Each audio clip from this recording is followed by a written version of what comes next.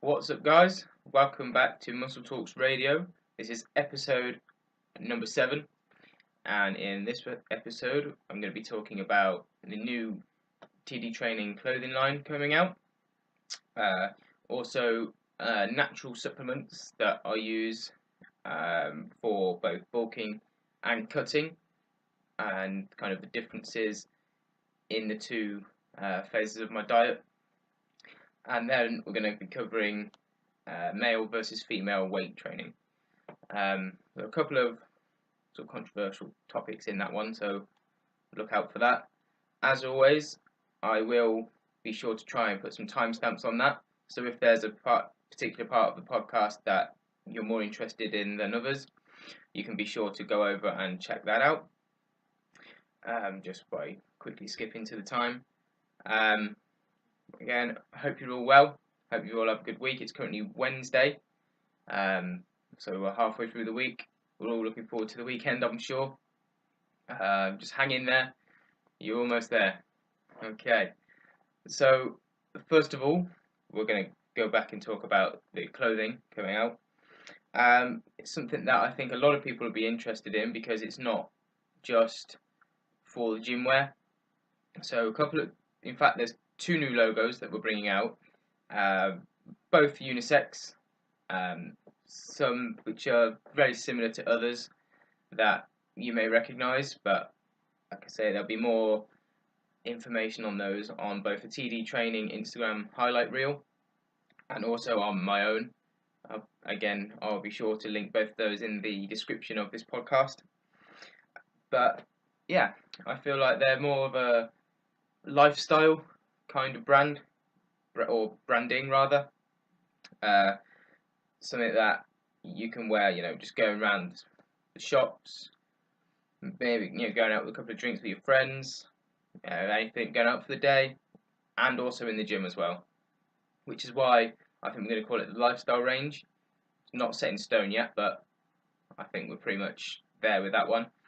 We are going to keep the old logos, such as the one I'm wearing now, if you're watching this on YouTube. So we still have the male and the female logos from our training range, but we're going to kind of try and divert off that to appeal to a much wider range of people, some who may not be interested in sort of going to the gym as much but want to support us. So yeah, that's that. We're sending off for a couple of samples of new products actually this week, so hopefully we'll have those back by sort of 2 weeks time.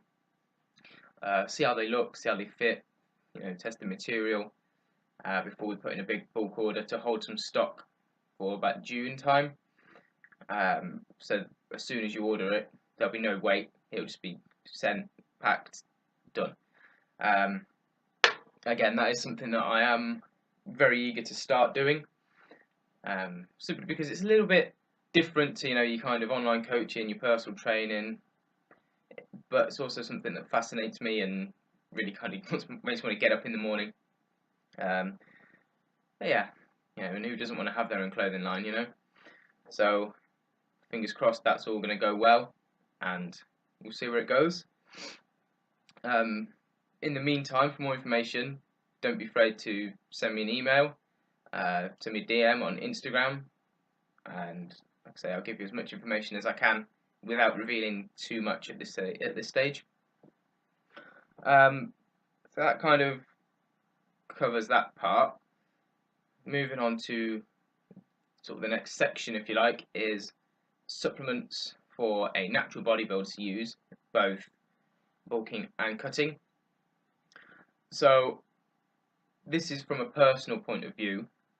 We're going to be going from perhaps some of the more basic ones that are kind of accessible to everyone, and then the ones which are kind of more niche to the bodybuilding kind of world, if you like.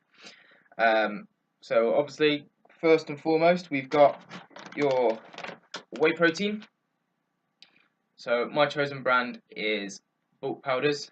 You actually use their informed whey, simply because it's been tested for any banned substances by Informed Sport. Not that I'm, an athlete of that level, of course, I don't compete as such, although that is something I want to do in the future, as I touched on in probably the first episode. If you've not seen that, go up and watch. Sidetrack. Yeah, so I like it. It's very low in fat, very low in sugar. The taste is amazing. It mixes well. By the way, I'm not trying to do any kind of brandy kind of advertisement or sponsorships or anything like that. This is my opinion on the products that I use and why I use them. Ideally, I like to try and stick to it as a post-workout. If I have to, which 9 times out of 10 I will, I'll have to have it for a meal as well to hit my protein requirement. So I'll mix it with something like oats or something like that, just nice and easy, nice and quick. Even with that, it tastes fantastic. But I'll only have it as a breakfast, so first meal or last meal of the day. I don't like personally to rely on it as a snack throughout the day, because I prefer getting my protein from whole foods, things like your meats, nuts, things like that. Although I don't eat very many nuts, so that's my choice on that one. Again, I'll use that both bulking and cutting. A bit later on, I will put a little kind of diagram of my bulking and cutting stacks, both kind of on this side of the screen. But we'll get to that. So the next supplement we've got is creatine. So a lot of these bags are from bulk powders, simply because I've just had a new order of it all. I use creatine monohydrate, so it comes in just a little bag, such as this one. It's for you, those of you listening on the podcast on Apple Music or Spotify. It's just a little white bag, kind of A5 size, 500 grams, from the bulk powders logo on it. Nothing spectacular. I've heard a lot of people saying they like to cycle it, or a couple of companies say to load up on it first week, which is, in my opinion, pointless, because all it does is aids the production of ATP in the muscles, so it just gives you a bit of an energy boost through the creatine phosphate energy system. So simply by taking 5 grams a day, every day, you'll get probably a little bit more energy. Obviously, it's helped you to work out longer, more hardcore, more intense. But 5 grams a day, every day, just to keep the level up, and you'll be fine. It's not a steroid; it's not harmful to you on that small dose. So, in my opinion, there's no need to cycle it. Once I've got through kind of 500 grams of it, I may take a week off it. But again, it's not going to add any major water retention with a small amount like that. If you start taking 10, 15, maybe 20 grams of it, that's when you may get some, simply due to the cell volumization properties of it. But yeah, again, day to day you'll be fine. Additional supplement I use, I'd like to say more frequently in a cut, simply due to the reduced calories, but I'd be lying. Is a pre-workout. So again, bulk powders. I actually use the complete pre-workout Red Bull flavour, or it's not actually called Red Bull flavour, it's called energy drink flavour, but it tastes like Red Bull. Brings back a couple of memories from some nights out, that one. Yeah, again, 250 milligrams of caffeine per 17 gram serving. My advice is not to be like me, and to try and, if you can, steer clear of it in off season or a bulk, because it's probably going to be less essential then, due to the amount of calories you have in a surplus rather than that in a deficit. So if you were going to do a day of work on a calorie deficit and then you go to the gym after that and you feel a bit low, that's what I would probably use a pre-workout for. in an ideal world, but again, we all have low days, even in a surplus, so it's a good supplement to use. It helps you kind of maintain a little bit of focus. But yeah, moving on. We've got some essential amino acids. Again, year-round supplement, different to BCAAs, because these are the ones that your body cannot produce. So they're just like little building blocks of protein. So if you imagine like a Lego brick, and you just put them in a line in a certain structure, these are that line as a whole is a protein molecule, and these little blocks are what make it up. So EAAs, or essential amino acids, are, as I mentioned, what your body cannot produce itself. So by taking them in a form of a drink, on training days, my advice would be to take it during the workout, or on non-training days, just sip it throughout the day, as I am doing here. It looks a bit like poo because it's cola flavoured, but it's actually quite nice in my shaker here. Again, just one scoop of that I've mixed it with 500 millilitres of water. Yeah, just tastes like flat Coke, which to some people might be a bit disgusting, but if you're on a diet, you don't really want the sugar from the fizzy drink, so it's kind of nice in that sense. Yeah, another one that I would kind of mix with my creatine pre-workout. Sorry, on non-training days, I've mixed it with my creatine. Again, just that 5 grams to keep the levels up. Yeah, nice and easy. 2 birds, 1 stone. Done.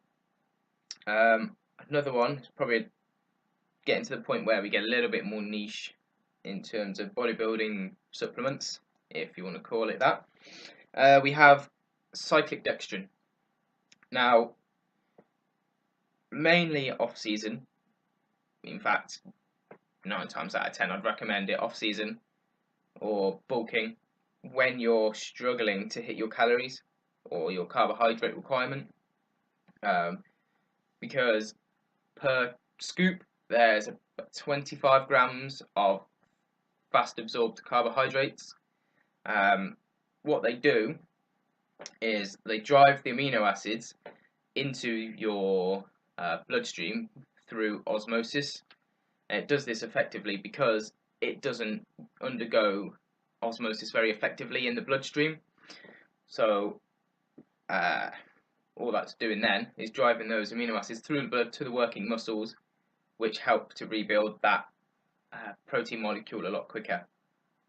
Hence why on a workout day, or training day rather, I'd mix my essential amino acids with my branch chain, for fuck's sake, with my cyclic dextrin, and have that as an intra-workout.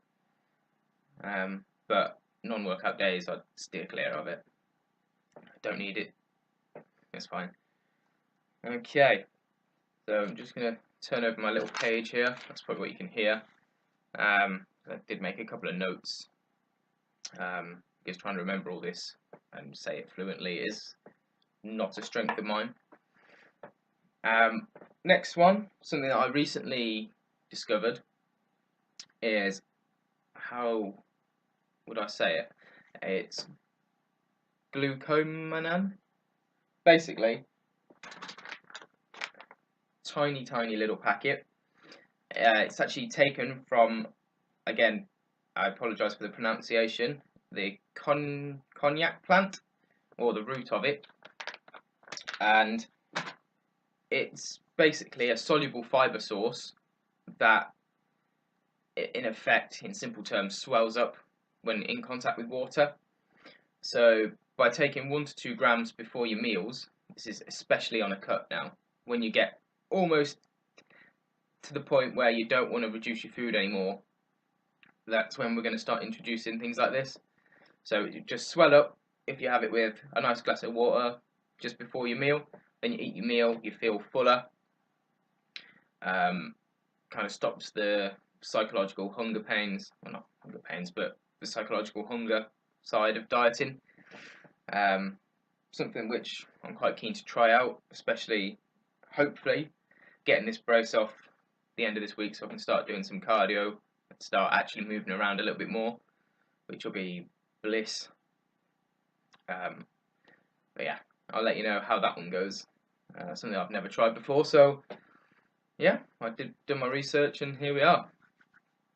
Next one, again, hasn't actually arrived yet, but it's actually from BPI Sports, is CLA plus carnitine.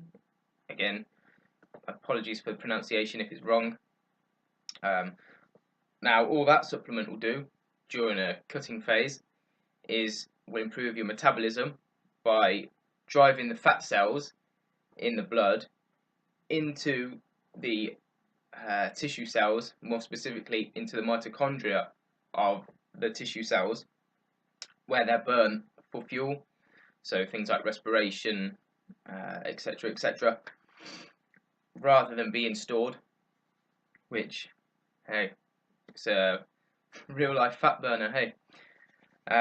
So literally just, I think it's 1 scoop, which is 6 grams. There's 2 grams of carnitine in that, and you have that on training days as pre-workout with or before your pre-workout meal, and on non-training days I like to have it just before breakfast. Yeah, or with breakfast or lunch, something like that, before one meal, just not the last one of the day. Next is probably a product that, again, I've had to do a little bit of research on because it's a problem I face when I diet, and I'm sure a lot of you guys will too. This one, it's 5-HTP, so just a little bottle with 90 capsules in from bulk powders. All that will do is control your carbohydrate cravings in the evenings. Obviously, after your last meal, well, it's actually a pre-bed supplement. So, pre-bed, you have 50 to 300 milligrams of that, and that should stop your carb cravings and help you sort of get to sleep a lot better. I'm not sure if it will stop the kind of insomnia that you get when dieting for a competition, kind of waking up hungry and things like that. I haven't actually tried, well, I've never competed, so I don't know, and I've definitely never used that supplement before to kind of give an honest review of that. But that, along with ZMA, which is another product that I use pre-bed, that one just contributes to normal testosterone levels in the blood, in males of course. And it also contains magnesium, which helps the metabolism of protein. So again, that breaking down protein, helping to rebuild the parts that it needs to rebuild from whatever workout you may have done in the day or what may have been broken down in the day. So that is almost all of them. We've just got one more, which is Project AD Matador. So it's just a glucose disposal agent. Yeah, so when you take in a large carb meal, anywhere between 40 and 60 grams of carbohydrates, just take 1 tablet before that. Again, this is, I suppose you could do it in kind of a maintenance phase if you need to, or very light bulk. Maybe if you're just coming off the back of a reverse diet, going back into a surplus might help there too. But yeah, all it does is converts the glucose to glycogen, which is then stored in the muscles, helping your muscles to look a little bit fuller or to feel a bit fuller. Obviously, then you have more energy when you work out, and it enhances the effect of insulin. So again, if you have, say, 80 grams carbs, you want 2 tablets half an hour before. Eat your big meal. It's especially good with post-workout meals or your cheat meals that you might have, if of course your coach has allowed it. Yeah, so that's what I would use that for. Now finally, just a little bulking stack here. So these are the products that I would use when I'm in a calorie surplus, just to help me kind of reach the goals that I need to in terms of macronutrients. And then we've got your cutting stack here. Notice how there is a vast amount more supplements in the cutting than there is in the bulking. This is because nothing can replace real food. Nothing can replace the quality of diet you'll have by taking real food. These supplements for cutting are purely as an aid to help you utilize what food you have. Yeah, so it's just little enhancements here and there that can help you to get the most out of your diets. Word of warning though, they're called supplements because you supplement your diet with them. So you're not here to worry about the supplements first and then get your nutrition in place. If your nutrition is not in place, don't even think about buying supplements, because without the two pieces of the puzzle, you can't work with just one of them. You have to have the most important piece, which is the nutrition, and then supplements. That's it for that part. I hope that kind of opened your eyes a little bit as to what supplements you can use to get the most out of your diet, whether you're trying to gain muscle, whether you're trying to gain, I said gain, didn't I? Whether you're trying to lose fat while retaining muscle, or whether you're just in that little, in the middle, if you're doing your maintenance bit, that's fine. Again, any more information, drop me a message. I'll be more than happy to go through any of those and even recommend a couple to you. Not a problem. So finally, the little controversial topic we have of male versus female training techniques, or male versus female weight training. So I'd like to start by saying, if a male and a female both have the same goal, there is no difference in how they will train.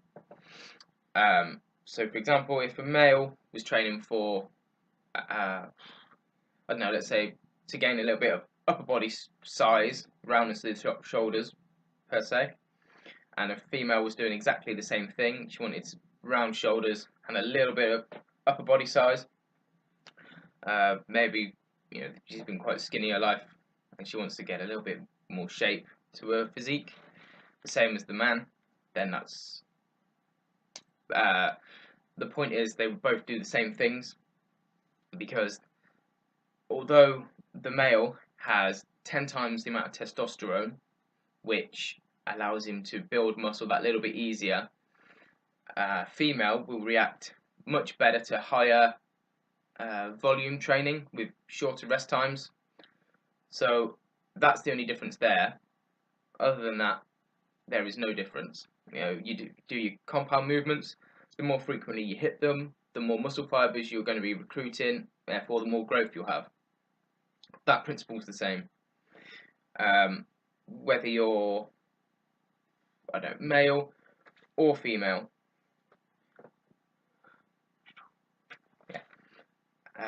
Simply by lifting heavy, a female will not become what you might call manly.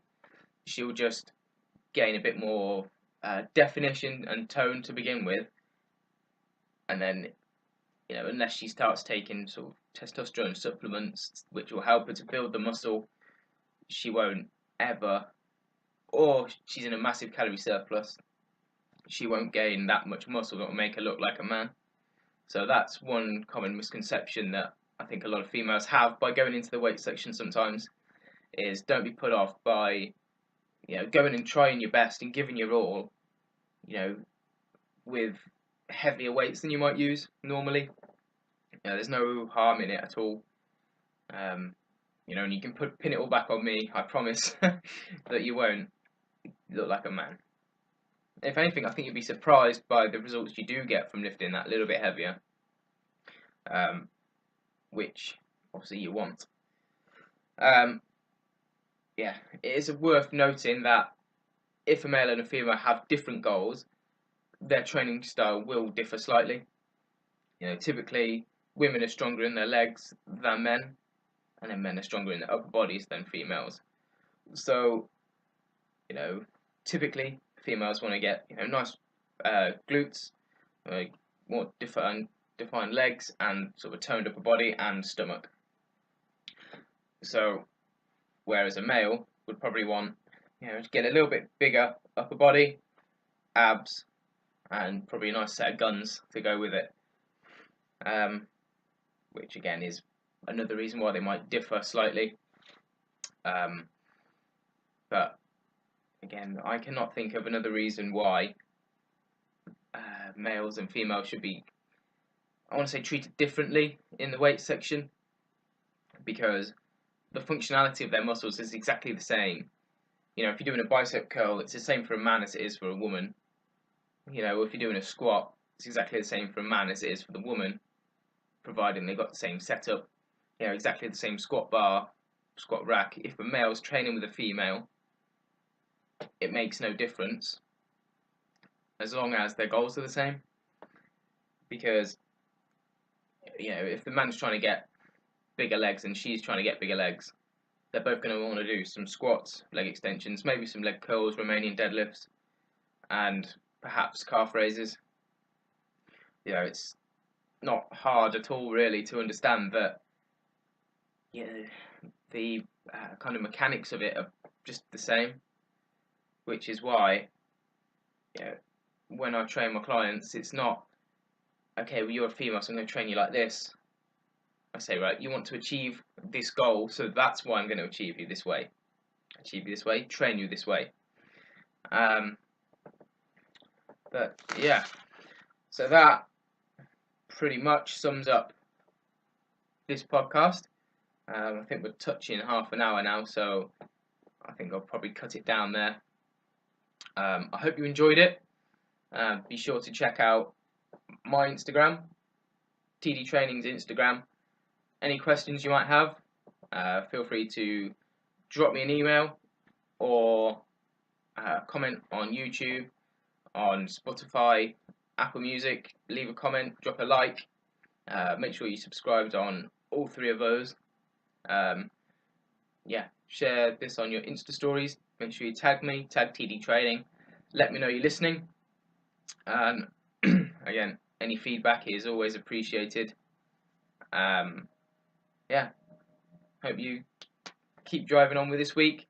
Smash your goals, and I'll see you in the next episode.